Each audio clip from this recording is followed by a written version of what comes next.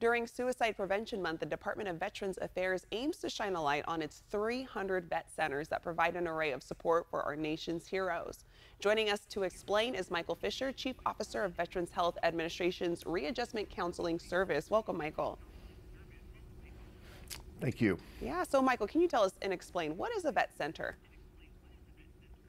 So a vet center is a community-based counseling center like the one we have in Sacramento that is a part of VA, but we're actually not located at the VA Medical Center. We're actually separate, and it was designed that way on purpose as a way to reduce stigma. Now, these locations provide a wide array of counseling services, and what makes us really unique is that many of our staff are also veterans. And what types of services can veterans and service members or anyone receive from their local vet center? So vet centers provide individual, group, marriage, family counseling. We also partner with community partners for other needs. But I think really the focus of that counseling service is helping that veteran service member set a goal, then create a support structure around themselves to accomplish the goal. They accomplish the goal and identify another goal. And it's this lifelong process of doing that over and over again. And who can come to the vet center? Is it only vets? No, it's actually open to veterans, active duty service members, members of the National Guard or Reserve, who meets our eligibility criteria. That also includes their family members. Now, our eligibility is based off of service in a dangerous place like a war zone or experiencing certain kinds of trauma like military sexual trauma or war zone trauma.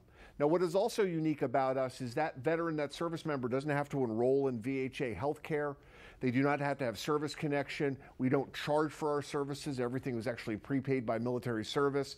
And then lastly, we can provide services regardless of discharge character. So that includes individuals who might have problematic discharges. Yeah, well, it sounds like the process has been very simplified so that vets can easily access these services. And I understand that a vet center actually helped you. Can you explain your experience? Yeah, absolutely. You know, in 2005, I just got back from Iraq. I was in a medical hold company getting surgery and was just struggling with where I was going to take my life. And it was a vet center counselor that wouldn't let me shut my barracks room door until I talked to him that made all the difference. You know, in my time when all I wanted to do was say no, he helped me say yes. Now, I think what's most, important is that that's just my story, but every veteran, every service member has their own unique story. And what makes vet centers special is that ability to be able to talk through that as well as set up goals and work towards those goals. Yeah, and what has been the response from vets and their families after taking advantage of the services at their local vet center?